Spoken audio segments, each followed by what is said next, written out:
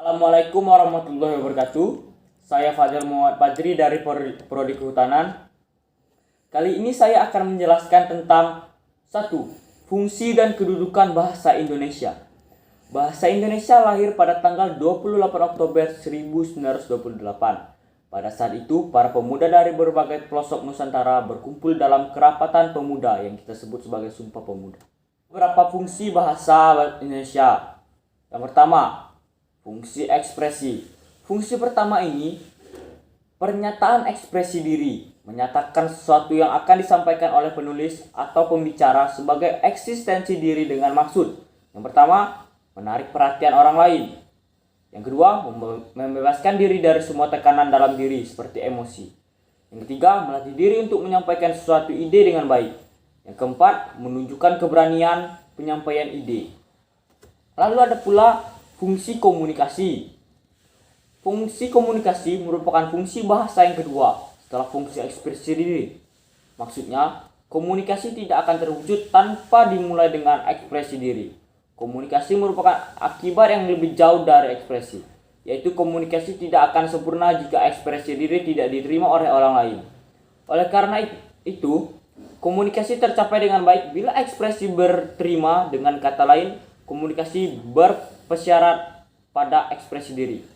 Lalu ada pula fungsi integrasi dan adaptasi sosial, yaitu fungsi peningkatan dan penyesuaian diri dalam suatu lingkungan merupakan kekhususan dalam bersosialisasi, baik dalam lingkungan sendiri maupun dalam lingkungan baru. Hal ini menunjukkan bahwa bahasa Indonesia yang digunakan sebagai sarana mampu menyatukan hidup bersama dalam suatu masyarakat. Lalu ada pula fungsi kontrol sosial, yaitu fungsi bahasa bermaksud memengaruhi perilaku dan tindakan dalam masyarakat sehingga seseorang itu terlibat dalam komunikasi diri dapat saling memahami. Lalu ada pula fungsi membentuk karakter diri, yaitu fungsi membangun dan mengembangkan profesi diri. Fungsi menciptakan berbagai kreativitas baru. Masih banyak fungsi bahasa Indonesia yang lain dalam bahasa Indonesia. Khususnya fungsi bahasa dapat dikembangkan atau dipertegas lagi ke dalam kedudukan atau posisi bahasa Indonesia. Lalu pula kedudukan bahasa Indonesia. Kedudukan bahasa Indonesia didefinisikan menjadi bahasa persatuan, bahasa nasional, bahasa negara, dan bahasa standar. Keempat posisi bahasa Indonesia itu mempunyai fungsi masing-masing seperti berikut. Yang pertama, bahasa persatuan. Bahasa persatuan adalah pemersatu suku bangsa, yaitu pemersatu suku, agama, ras, dan antar golongan bagi suku bangsa Indonesia dari Sabang sampai Merauke. Fungsi pemersatu ini sudah dicanangkan dalam Sumpah Pemuda 28 Oktober 1928. Lalu ada pula bahasa nasional. Bahasa nasional adalah fungsi jati diri bangsa Indonesia bila berkomunikasi pada dunia luar Indonesia. Fungsi bahasa nasional ini dirinci atas bagian berikut. Yang pertama, lambang kebanggaan kebangsaan Indonesia. Yang kedua, identitas nasional di mata internasional. Yang ketiga, sarana hubungan antar warga, antar daerah, dan antar budaya. Lalu yang keempat, pemersatu lapisan masyarakat, sosial budaya, suku bangsa, dan bahasa. Fungsi yang ketiga yaitu bahasa negara. Bahasa negara adalah bahasa yang digunakan dalam administrasi negara untuk berbagai aktivitas dengan rincian berikut. Pertama, fungsi bahasa sebagai administrasi kenegaraan. Yang kedua, fungsi bahasa sebagai pengantar resmi belajar di sekolah dan perguruan tinggi. Yang ketiga, fungsi bahasa sebagai perencanaan dan pelaksanaan pembangunan bagi negara Indonesia sebagai negara berkembang. Lalu yang keempat, fungsi bahasa sebagai bahasa resmi kebudayaan dan ilmu teknologi. Lalu fungsi yang keempat, bahasa baku. Bahasa baku merupakan bahasa yang digunakan dalam pertemuan secara resmi. Fungsi bahasa baku itu berfungsi sebagai berikut. Yang pertama, pemersatu sosial, budaya, dan bahasa. Kedua, penanda kepribadian bersuara dan berkomunikasi. Ketiga, penambah kewibawaan sebagai pejabat atau intelektual. Lalu yang keempat, penanda acuan ilmiah dan penulisan-tulisan ilmiah.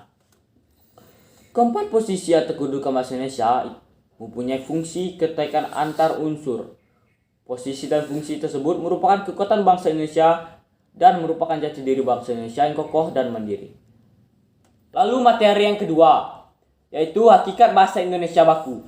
Hakikat bahasa Indonesia terdiri dari 5. Yang pertama, bahasa sebagai sarana interaksi sosial. Yang kedua, bahasa adalah ujaran. Yang ketiga, bahasa meliputi 2 bidang, yaitu yang pertama, bunyi yang dihasilkan oleh alat-alat ucap, yaitu getaran yang bersifat fisik yang merangsang alat pendengaran kita. Lalu yang kedua, arti atau makna adalah isi yang terkandung di dalam arus bunyi yang menyebabkan adanya reaksi itu.